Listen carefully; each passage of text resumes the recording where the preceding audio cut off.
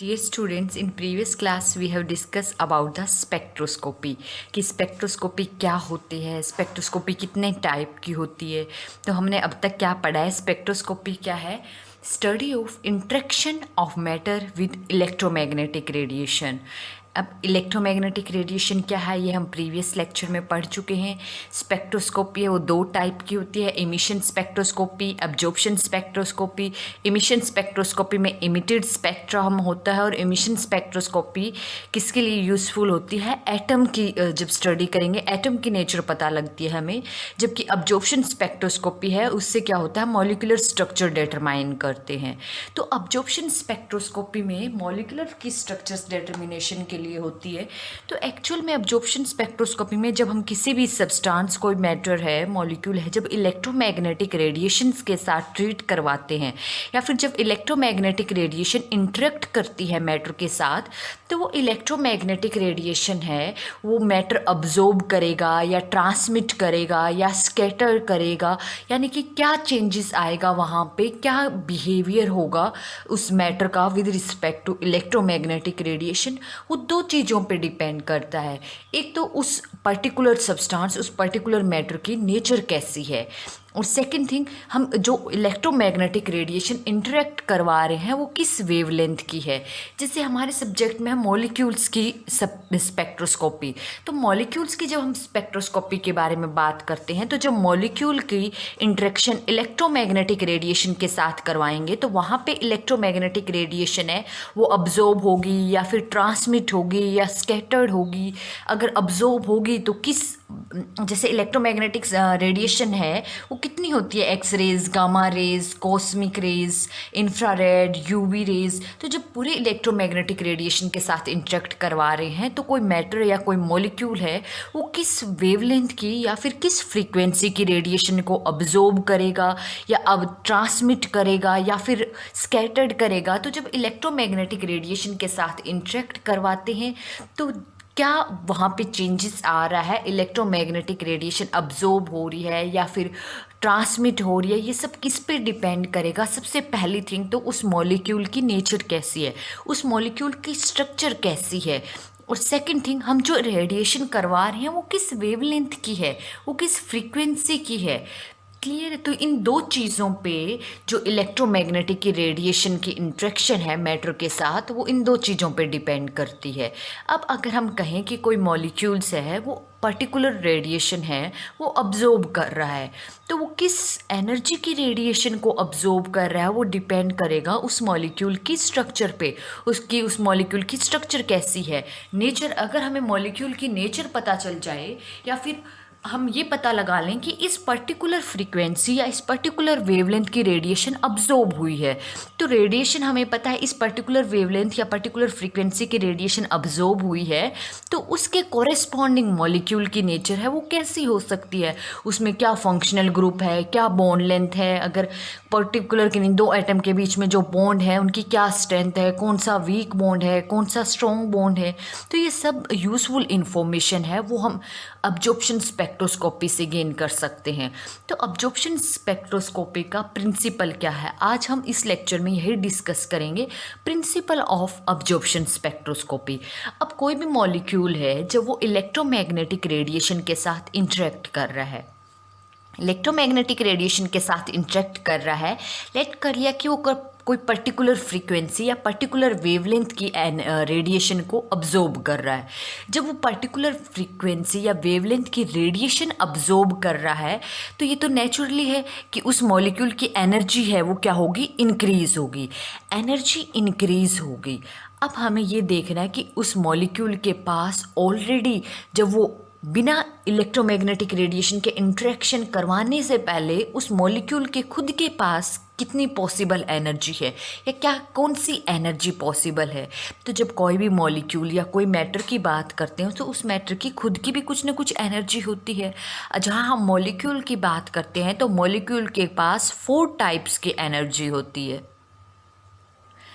Translational energy, molecule की translational energy है वो एसोसिएटेड होती है ट्रांसलेशन मोशन के साथ, यानी कि energy of a molecule relate to the translation motion of the molecule. ये ट्रांसलेशनल एनर्जी वो as a kinetic energy store होती है मॉलिक्यूल के अंदर। ट्रांसलेशनल एनर्जी है वो क्वांटाइज्ड नहीं होती है, नॉन क्वांटाइज्ड होती है। सेकेंड टाइप ऑफ एनर्जी है रोटेशनल एनर्जी। मॉलिक्यूल की जो रोटेशनल एनर्जी है वो एसोसिएटेड होती है मॉलिक्यूल के रोटेशनल मोशन के साथ। मॉलिक्यूल है वो रोटेट करता है, उसके साथ जो एनर्जी होती है ड्यू टू रोटेशन की वजह से जो एनर्जी होती है उसे बोलते हैं रोटेशनल एनर्जी। इसे रिप्रेजेंट करेंगे हम ई of rotational. Similarly third type होती है वाइब्रेशनल एनर्जी। वाइब्रेशनल एनर्जी जैसे कोई भी मॉलिक्यूल जिन कॉन्स्टिट्यूटेड पार्टिकल से बना हुआ जैसे एटम से, तो एटम कभी भी रिजिड या फिक्स्ड पोजीशन में नहीं होते हैं, वो कॉन्टिन्यूसली वाइब्रेट करते रहते हैं, टू एंड फ्रो मोशन होता रहता है उनमें। तो due to vibrational motion of nuclei की वजह से जो एनर्जी एसोसिएट होती है मॉलिक्यूल में उसे बोलते हैं वाइब्रेशनल एनर्जी एंड रिप्रेजेंट करते हैं ई एंड यहाँ पे subscript vibrational. Similarly electronic energy जो होती है मॉलिक्यूल्स के अंदर जो इलेक्ट्रॉन्स के साथ इलेक्ट्रॉन के मोशन के साथ जो एनर्जी एसोसिएटेड होती है उसे हम बोलते हैं इलेक्ट्रॉनिक एनर्जी। इन एनर्जी में जो ट्रांसलेशनल एनर्जी है वो नॉन क्वांटाइज्ड होती है, बाकी तीनों एनर्जी है वो क्वांटाइज्ड होती है। तीनों एनर्जी में जो अगर हम ऑर्डर देखें तो सबसे हाईएस्ट एनर्जी होती है वो इलेक्ट्रॉनिक एनर्जी है, वो हाईएस्ट होती है किसी पर्टिकुलर एटम, किसी पर्टिकुलर मॉलिक्यूल या पर्टिकुलर मैटर के लिए वेरी हाई एनर्जी होती है electronic. After that vibrational energy and उसके बाद होती है rotational energy and translational energy है वो बहुत स्मॉल होती है, वेरी वेरी लेस। तो हम ट्रांसलेशनल एनर्जी को हम नेग्लेक्ट ही कर देते हैं। किसी भी मैटर या मॉलिक्यूल की जो टोटल एनर्जी है वो समिशन होता है उस मॉलिक्यूल की इलेक्ट्रॉनिक एनर्जी और उस मॉलिक्यूल की जो एनर्जी वाइब्रेशन मोशन के साथ एसोसिएटेड होती है that is vibrational energy and the energy associated due to rotation that is rotational energy. तो टोटल एनर्जी है वो इन तीनों का समिशन होती है, vibrational, rotational and electronic energy.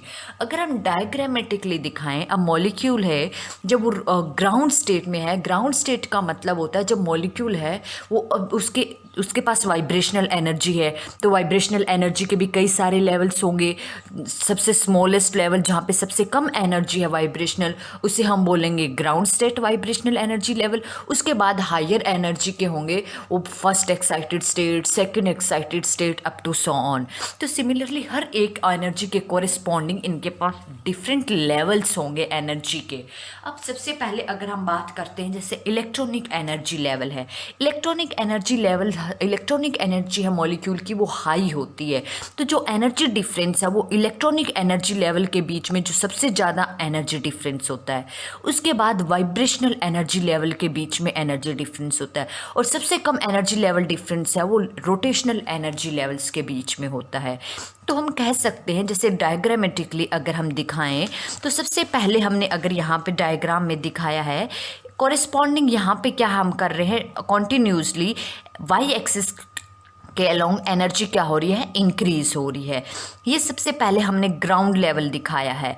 Ground level हमने किसका दिखाया है यहाँ पे, सिर्फ और सिर्फ इलेक्ट्रॉनिक एनर्जी लेवल का। ये इलेक्ट्रॉनिक एनर्जी लेवल का ग्राउंड लेवल है। ग्राउंड लेवल मीन मॉलिक्यूल है जब अपने लीस्ट एनर्जी लेवल ऑर्बिटल में होगा तो उससे हम बोलते हैं ग्राउंड लेवल में परसेंट है। तो अगर ग्राउंड लेवल को हम डिनोट करते हैं ई नोट से, ये इसका इलेक्ट्रॉनिक एनर्जी लेवल है। और ये इस इलेक्ट्रॉनिक एनर्जी लेवल की थोड़ी हायर वाला ये कौन सा होगा, first excited state electronic level. तो ये E1 फर्स्ट एक्साइटेड स्टेट है। इसी के बाद second excited state, third excited state up to so on. जैसे जैसे इलेक्ट्रॉनिक एनर्जी है वो इंक्रीज होती जाएगी, लेवल्स है वो हायर बढ़ते जाएंगे। उसके बाद जैसे इलेक्ट्रॉनिक एनर्जी लेवल से लेस होता है वाइब्रेशनल एनर्जी लेवल के बीच में डिफरेंस, तो each electronic energy level is associated with vibrational energy level.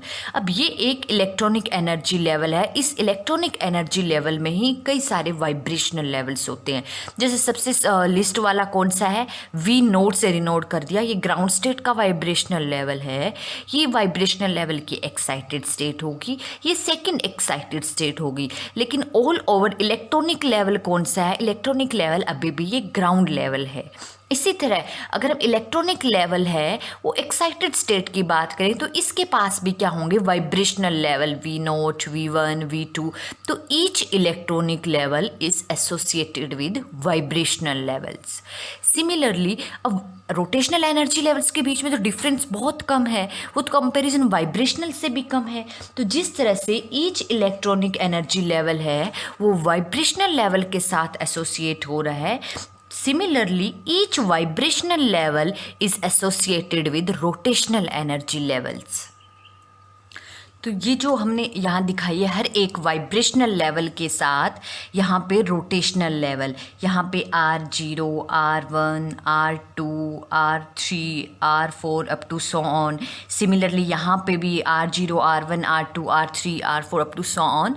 तो each vibrational level is associated with rotational level. तो ऑल ओवर अगर हम एनर्जी लेवल डायग्राम बनाते हैं मॉलिक्यूल्स का तो हमें सारे एनर्जी लेवल दिखाने पड़ेंगे। हमें electronic energy level, vibrational energy level और रोटेशनल एनर्जी लेवल तीनों दिखाने पड़ेंगे। सबसे ज़्यादा हाई एनर्जी इलेक्ट्रॉनिक एनर्जी है, तो एनर्जी गैप भी सबसे हाई किस में होगा, इलेक्ट्रॉनिक एनर्जी लेवल्स के बीच में।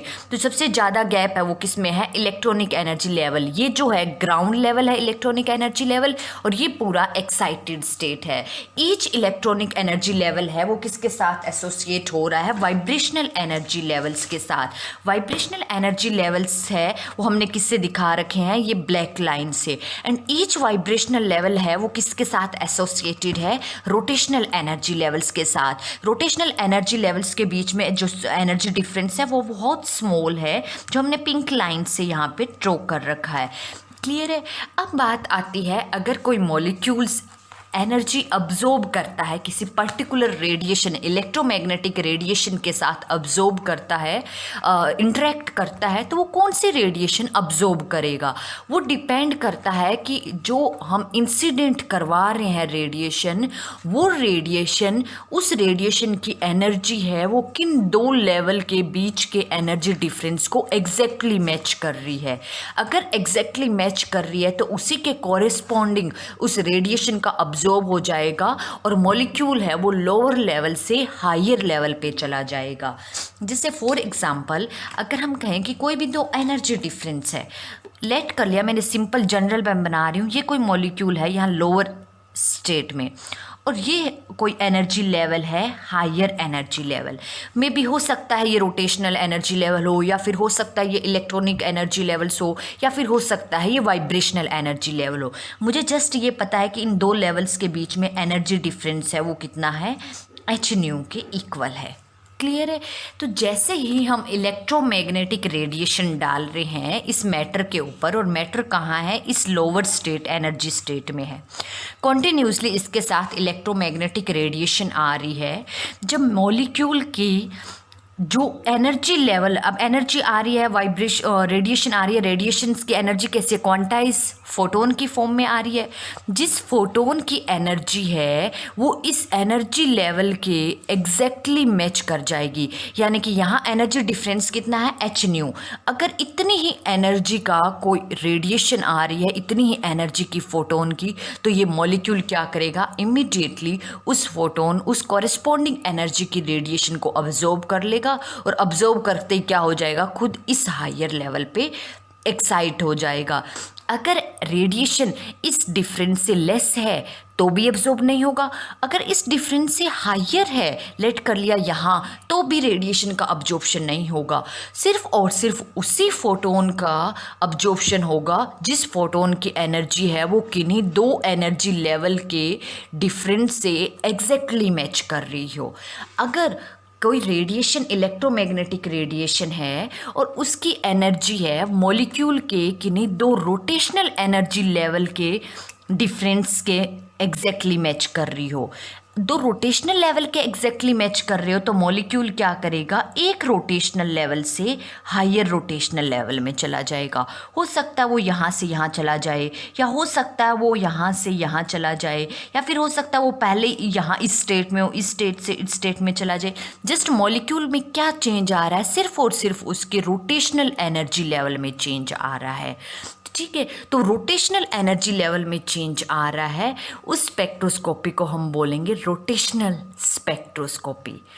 क्लियर है। सिमिलरली हो सकता है जो इलेक्ट्रोमैग्नेटिक रेडिएशन हम इंटरेक्ट करवा रहे हैं, अगर उसमें से किसी रेडिएशन की एनर्जी है वो दो वाइब्रेशनल लेवल के बीच में एनर्जी डिफरेंस के साथ मैच कर जाए। अगर दो वाइब्रेशनल लेवल के बीच में मैच कर जाए तो मॉलिक्यूल क्या करेगा, एक वाइब्रेशनल लेवल से हायर वाइब्रेशनल लेवल में चला जाएगा।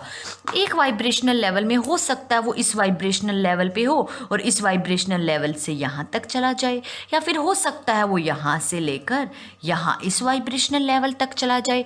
चेंजेस क्या हो रहा है, किस में चेंज आ रहा है, वाइब्रेशनल लेवल में चेंज आ रहा है। क्या अभी तक सेम ही इलेक्ट्रॉनिक है, सिर्फ और सिर्फ वाइब्रेशनल लेवल में चेंज आ रहा है, लेकिन जहाँ वाइब्रेशनल चेंज होगा तो उसके साथ साथ रोटेशनल लेवल भी चेंज हो रहा है।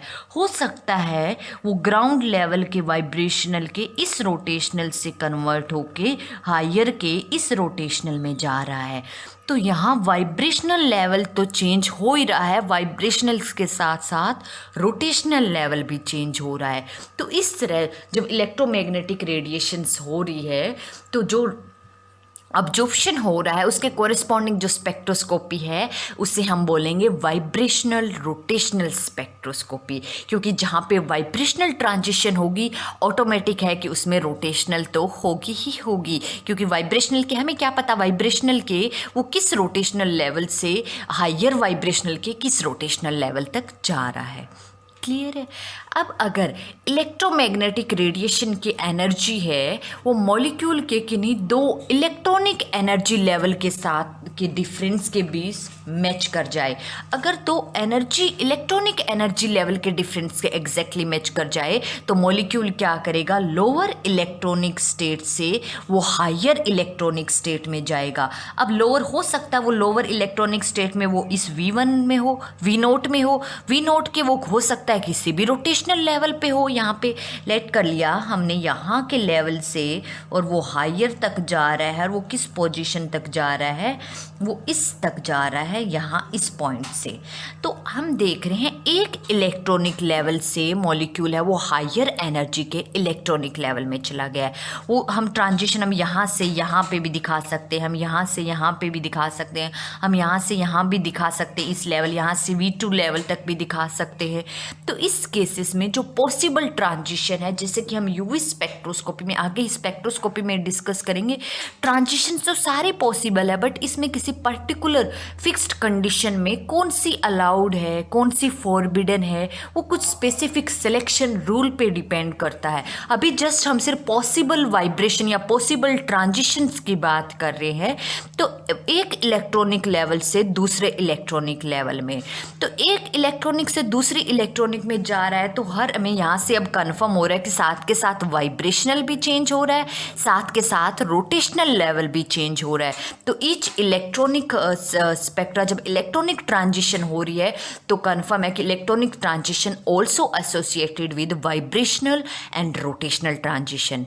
एंड वाइब्रेशनल ट्रांजिशन हो रही है तो ऑटोमेटिक है कि वहाँ पे रोटेशनल ट्रांजिशन तो होगी ही होगी। अगर सिर्फ रोटेशनल हो रही है तो इसका मतलब वहाँ पे सिर्फ और सिर्फ रोटेशनल एनर्जी लेवल्स के बीच में ही चेंज आ रहा है। तो अब हमने ये देखा जब एनर्जी इलेक्ट्रोमैग्नेटिक रेडिएशन है बहुत हाई एनर्जी की होगी तब वहाँ पे चेंजेस है वो कहाँ होगा, इलेक्ट्रॉनिक एनर्जी लेवल। मॉलिक्यूल में क्या होगी, इलेक्ट्रॉनिक एक्साइटेशन।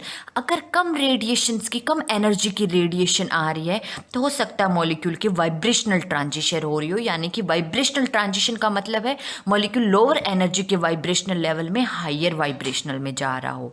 अगर रोटेशनल ट्रांजिशन हो रही है, इसका मतलब एनर्जी बहुत कम एनर्जी की अगर रेडिएशन आ रही है, इलेक्ट्रोमैग्नेटिक रेडिएशन, तो वहाँ पॉसिबिलिटी क्या है कि मॉलिक्यूल एक रोटेशनल लेवल, लोअर एनर्जी के रोटेशनल लेवल से किसी हायर लेवल के रोटेशनल एनर्जी लेवल में जाए हो। तो ये पॉसिबल ट्रांजिशन है किसी भी मॉलिक्यूल के अंदर, कि इलेक्ट्रॉनिक ट्रांजिशन होगी या फिर रोटेशनल ट्रांजिशन होगी या फिर वाइब्रेशनल ट्रांजिशन होगी। वो डिपेंड करता है कि हम किस इलेक्ट्रोमैग्नेटिक रेडिएशंस के साथ इंटरेक्ट करवा रहे हैं। अब इलेक्ट्रोमैग्नेटिक रेडिएशन में जैसे हम बात करते हैं X rays, ultraviolet rays, visible rays, infrared rays, तो जो हमने स्पेक्ट्रम डिस्कस किया था, उन स्पेक्ट्रम में अगर हम बात करें यहाँ पे, जैसे ये स्पेक्ट्रम डिस्कस किया था हमने, इस स्पेक्ट्रम में मेनली ये ऑब्जर्व किया गया जैसे कि अल्ट्रावायलेट रेज है, उसका रीजन होता है 200 नैनोमीटर से 400 नैनोमीटर, और विजिबल रेज का होता है 400 से 800 नैनोमीटर। तो जो पूरा यूवी रीजन है वो कौन सा कंसिडर किया जाता है? यूवी रीजन होता है 200 से 800 नैनोमीटर। इस रीजन को बोलते हैं UV region, means which consist of both ultraviolet and visible region. 200 से 800, जिसमें 200 से 400 नैनोमीटर है वो अल्ट्रावायलेट है, और 400 से 800 नैनोमीटर है वो विजिबल रीजन है। अब इस रीजन के कोरिस्पॉन्डिंग जो रेडिएशन होती है, उसकी एनर्जी जो होती है वो मॉलिक्यूल के इलेक्ट्रॉनिक एनर्जी लेवल के बीच में जो डिफरेंस होता है उसके कॉरेस्पॉन्डिंग होती है, यानी कि उसकी कॉरेस्पॉन्डिंग जो होती है सिमिलर होती है। तो कोई भी मॉलिक्यूल की अगर हम इंट्रैक्शन करवाते हैं इस रीजन की इलेक्ट्रोमैग्नेटिक रेडिएशन के साथ, यानी कि यूवी रीजन 200 से 800 नैनोमीटर के रेडिएशन के साथ इंट्रैक्ट करवाते हैं, तो वहाँ पे मॉलिक्यूल है वो क्या होगा, एनर्जी अब्जॉर्ब करेगा, और एनर्जी अब्जॉर्ब करके इलेक्ट्रॉनिक ट्रांजिशन होगी। वहाँ पे मॉलिक्यूल का इलेक्ट्रॉनिक एनर्जी लेवल है वो बढ़ेगा, इलेक्ट्रॉन्स है वो लोअर एनर्जी लेवल से हायर एनर्जी लेवल में जाएंगे। क्लियर है? अब सबसे हाई एनर्जी की थी, यहाँ पे तो इलेक्ट्रॉनिक ट्रांजिशन होगी। अब जैसे जैसे हम इस तरफ जाते हैं, इस तरफ जाते जाते हमारी एनर्जी क्या हो रही है, डिक्रीज हो रही है अकॉर्डिंग टू इलेक्ट्रोमैग्नेटिक स्पेक्ट्रा। अगर अल्ट्रावायलेट रीजन की एनर्जी है वो इलेक्ट्रॉनिक ट्रांजिशन, यानी कि दो इलेक्ट्रॉनिक एनर्जी लेवल के बीच में जो एनर्जी डिफरेंस है उसके कॉरेस्पॉन्डिंग है, तो इससे लेसर एनर्जी जैसे इंफ्रारेड रीजन है, इंफ्रारेड रीजन होता है हमारा 0.8 माइक्रोमीटर से 200 माइक्रोमीटर तक। ये वाला इंफ्रारेड रीजन की जो रेडिएशन है उसकी एनर्जी है वो थोड़ी लेस होती है यूवी से, थोड़ी लेस होगी। तो ये अगर इलेक्ट्रॉनिक ट्रांजिशन के कॉरेस्पॉन्डिंग है, इस केसेस में अगर इलेक्ट्रॉनिक ट्रांजिशन पॉसिबल है तो थोड़ी लेसर एनर्जी में वहाँ पे क्या होगा, वहाँ पे लेसर एनर्जी मैच किससे कर रहा है, वाइब्रेशनल लेवल के बीच में। तो अगर कोई मॉलिक्यूल है वो IR इंफ्रारेड रेडिएशन के साथ इंटरेक्ट करेगा तो वहाँ पे क्या चेंजेस आएगा, वाइब्रेशनल एनर्जी लेवल में चेंजेस आएगा। क्लियर है? नेक्स्ट, अगर इंफ्रारेड से लेसर जैसे माइक्रोवेव की रेडिएशन है, रेडिएशन जो है उसकी एनर्जी और लेस हो गई है और डिक्रीज हो गई है, ये कम हो गई है, तो इसके कॉरेस्पॉन्डिंग मॉलिक्यूल में जो चेंजेस आएगा वहाँ क्या पॉसिबल है कि रोटेशनल एनर्जी लेवल्स के बीच में चेंज आएगा। ट्रांजिशन है वो कहाँ होगी, रोटेशनल एनर्जी लेवल्स के बीच में। क्लियर है? तो जब मॉलिक्यूल माइक्रोवेव रीजन के साथ इंटरेक्ट करेगा तो वहाँ मॉलिक्यूल के रोटेशनल लेवल में चेंजेस आएगा। अगर मॉलिक्यूल IR इंफ्रारेड रीजन के साथ करेगा तो वहाँ वाइब्रेशनल एनर्जीज लेवल में चेंजेस आएगा। अगर मॉलिक्यूल अल्ट्रावायलेट रीजन की रेडिएशन के साथ करेगा तो वहाँ पे इलेक्ट्रॉनिक ट्रांजिशन होगी, इलेक्ट्रॉनिक एनर्जी लेवल्स के बीच में चेंज आएगा। लोअर टू मॉलिक्यूल है एनर्जी अब्जॉर्ब करके लोअर टू हायर स्टेट में जाएगा। बट यहाँ पे जैसे हमने अभी डिस्कस की कि कोई भी मॉलिक्यूल इलेक्ट्रोमैग्नेटिक रेडिएशन अब्जॉर्ब कब करेगा, यानी कि इम्पॉर्टेंट कंडीशन क्या है, स्पेसिफिक कंडीशन क्या है कोई भी मॉलिक्यूल किसी पर्टिकुलर इलेक्ट्रोमैग्नेटिक रेडिएशन को अब्जॉर्ब करने के लिए, कि मॉलिक्यूल उसी इलेक्ट्रोमैग्नेटिक रेडिएशन को अब्जॉर्ब करेगा जिसकी एनर्जी है वो किन्हीं दो एनर्जी लेवल के डिफरेंस कि एग्जैक्टली मैच कर रही हो, चाहे वो दो वाइब्रेशनल लेवल हो या फिर वो इलेक्ट्रॉनिक एनर्जी लेवल्स हो या फिर वो रोटेशनल एनर्जी लेवल हो, अगर किन्हीं दो लेवल से एग्जैक्टली मैच कर रही है किसी इलेक्ट्रोमैग्नेटिक रेडिएशंस की एनर्जी, तो वो सिर्फ उसी रेडिएशंस को अब्जॉर्ब करेगा, अदरवाइज नहीं करेगा। रेडिएशन चाहे इससे लेसर हो तो भी नहीं करेगा, लेसर है तो अंडरस्टूड है कि वो नहीं करेगा। अगर हायर है तो इसका मतलब ये नहीं है कि जितनी इसको चाहिए उतनी ये अब्जॉर्ब करके एक्साइट हो जाएगा और बाकी ऐसे ही रहेगी या ट्रांसमिट हो जाएगी, ऐसा नहीं है। एग्जैक्टली मैच होनी चाहिए, ना इससे ज़्यादा हो ना इससे कम हो। तो सबसे इम्पॉर्टेंट कंडीशन यही है that for a molecule to absorb electromagnetic radiation is that the energy of a photon of the radiation must be equal to the energy difference between two energy levels. These two energy levels may be two vibrational level, may be two rotational level or may be two electronic levels. अब इस case में किसी भी molecule में किस energy की radiation observe हुई है या अब्जॉर्ब हुई है, हम ये कैसे पता लगाएंगे? हम ये पता लगाएं कि मॉलिक्यूल में ट्रांजिशन कौन सी हुई है, कितनी ट्रांजिशन हुई है। हमें अगर ये पता हो कि मॉलिक्यूल है वो इस एनर्जी लेवल से इस एनर्जी लेवल पे पहुंच गया है, तो हम क्या करेंगे? एनर्जी डिफरेंस निकाल लेंगे। एनर्जी डिफरेंस निकाल लेंगे तो इसका मतलब वो उतनी ही पर्टिकुलर अमाउंट की एनर्जी लेवल को अब्जॉर्ब करके और एक्साइट हुआ है।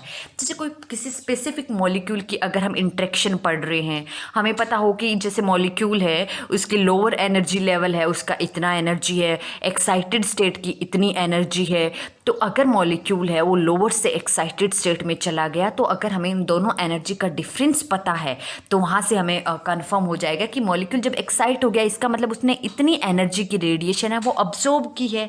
अब पॉसिबल तो बहुत सारी है यहाँ पे ट्रांजिशन, लेकिन स्पेक्ट्रोस्कोपी में हम आगे डिस्कस करेंगे कि कुछ ही परमिशंस अलाउड होती है, कौन कौन सी ट्रांजिशंस है वो अलाउड होती है, कौन सी फॉरबिडन होती है। जो अलाउड ट्रांजिशन है, जो अलाउड ट्रांजिशन में पॉसिबल हो गया, जो ट्रांजिशन मॉलिक्यूल एक लेवल से दूसरे लेवल में ट्रांजिस्ट हो गया है, तो किस एनर्जी से वो ट्रांजिस्ट हुआ है उसी के कॉरेस्पॉन्डिंग हम ये पता लगा लेंगे कि मॉलिक्यूल ने उस पर्टिकुलर उस स्पेसिफिक एनर्जी की रेडिएशन है वो अब्जॉर्ब की है। और जब रेडिएशन अब्जॉर्ब की है तो हम क्या करेंगे? स्पेक्ट्रा, हम डाटा कैसे ड्रॉ करेंगे? एनर्जी है वो कितनी अब्जॉर्ब या ट्रांसमिट हुई है, अब्जॉर्ब या फिर ट्रांसमिट टी, और किसके कॉरेस्पॉन्डिंग? वेवलेंथ के कॉरेस्पॉन्डिंग। वेवलेंथ है वो हम एक्स एक्सिस के अलोंग लेंगे और अब्जॉर्बेंस और ट्रांसमिटेंस है वो हम वाई एक्सिस के अलोंग लेंगे। तो पर्टिकुलर वेवलेंथ की रेडिएशन है, जैसे एनर्जी किसके वेवलेंथ की क्या होती है? इन्वर्सली प्रोपोर्शनल, और फ्रीक्वेंसी की क्या होती है? Directly proportional. तो अगर हमें वेवलेंथ पता है तो हम एनर्जी निकाल सकते हैं उस रेडिएशन की, या हमें एनर्जी पता है तो हम वेवलेंथ निकाल सकते हैं।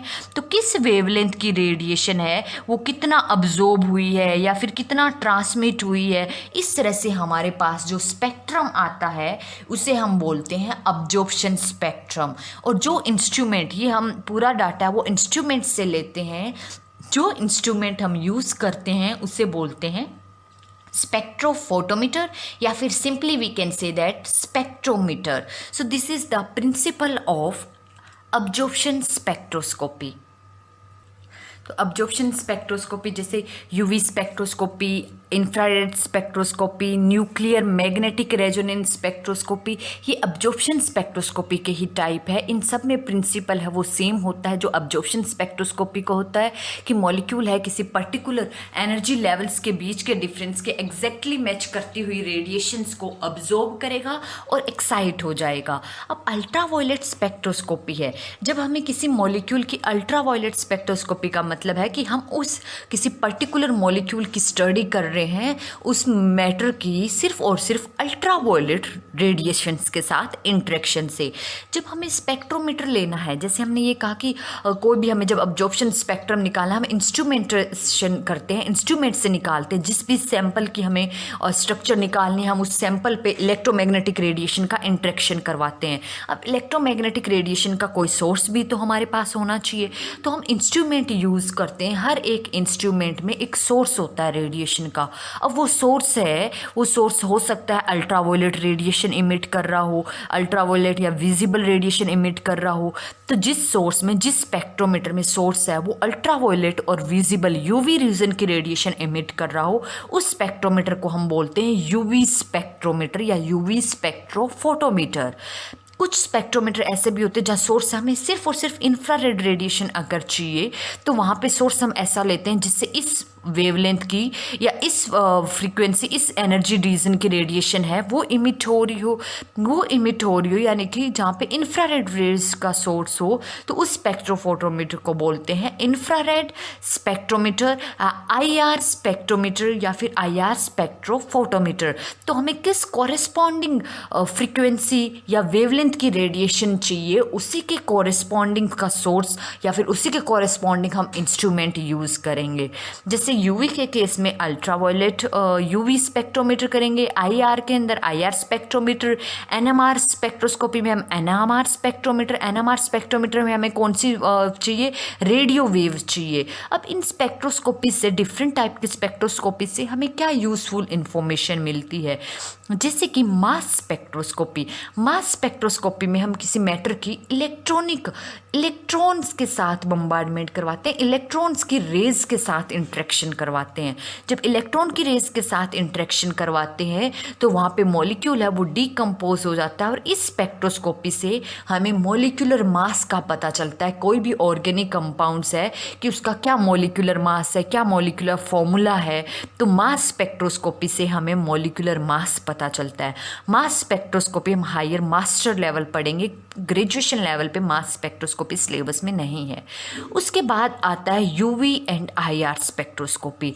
Ultraviolet and IR infrared spectroscopy है, ये दोनों हमें फंक्शनल ग्रुप की नेचर के बारे में पता लगाते हैं कि कोई भी सैंपल है, जैसे हमने मास निकाल लिया, मॉलिक्यूलर मास निकाल लिया, मॉलिक्यूलर फॉर्मूला पता चल गया अगर हमें कॉरेस्पॉन्डिंग, या मॉलिक्यूलर मास पता चला है सिर्फ, तो यूवी और आईआर स्पेक्ट्रोस्कोपी बताएगा हमें कि क्या फंक्शनल ग्रुप परसेंट है उसमें पर्टिकुलर। अब आईआर स्पेक्ट्रोस्कोपी के जब हमें एग्जाम्पल देखेंगे, जब हम स्पेक्ट्रा रीड करेंगे, तब हमें पता चलेगा कि किस तरह से ये फंक्शनल ग्रुप के बारे में बताता है कि क्या फंक्शनल ग्रुप है, क्या मल्टीपल बॉन्ड है, कार्बन कार्बन डबल बॉन्ड है, कार्बन कार्बन ट्रिपल बॉन्ड है, या क्या चीज़ है।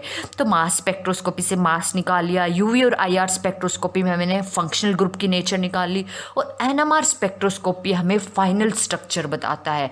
जैसे एनएमआर स्पेक्ट्रोस्कोपी बहुत सेंसिटिव है, जैसे कौन सा फंक्शन ग्रुप, उस पर्टिकुलर जो भी ऑर्गेनिक कंपाउंड हमने स्ट्रक्चर निकाल ली, फंक्शनल ग्रुप निकाल लिया, तो वो किस पोजीशन में, अबव द प्लेन है, बिलो द प्लेन है, सिस में है, ट्रांस में है, यानी कि जो फाइनल स्टीरियो केमिस्ट्री के साथ पूरी स्ट्रक्चर प्रोवाइड करता है वो एनएमआर स्पेक्ट्रोस्कोपी होता है। तो ये चारों स्पेक्ट्रोस्कोपी है वो डिटेल्स में हम डिस्कस करेंगे। सबसे पहले जैसे हम इसी के बाद स्टेप वाइज डिस्कस करेंगे। अल्ट्रावायलेट के केस में हम इलेक्ट्रोमैग्नेटिक रेडिएशन क्या लेंगे, 200 से 800 नैनोमीटर की रेडिएशन लेंगे, और उसमें देखेंगे क्या चेंज आएगा, जैसे हमने बताया इलेक्ट्रॉनिक ट्रांजिशन होगी। फिर हम इंफ्रारेड रीजन की बात करेंगे, आईआर स्पेक्ट्रोस्कोपी में क्या चेंज आएगा। आईआर की जो रेडिएशन है वो किसके कॉरेस्पॉन्डिंग होती है, वाइब्रेशनल एनर्जी लेवल्स डिफरेंस के कॉरेस्पॉन्डिंग होती है, वाइब्रेशनल एनर्जी लेवल्स के बीच। या फिर हम कह सकते हैं कि इंफ्रारेड रेडिएशंस की जो एनर्जी होती है उस एनर्जी में के भी कॉरेस्पॉन्डिंग जो मॉलिक्यूल्स होते हैं, मॉलिक्यूल्स में वाइब्रेशनल ट्रांजिशन ही पॉसिबल है, इलेक्ट्रॉनिक पॉसिबल नहीं है। या फिर हम ये कह सकते हैं कि यूवी रीजन की कॉरेस्पॉन्डिंग जो रेडिएशन है उतनी रेडिएशन में मॉलिक्यूल में इलेक्ट्रॉनिक ट्रांजिशन है वो पॉसिबल है।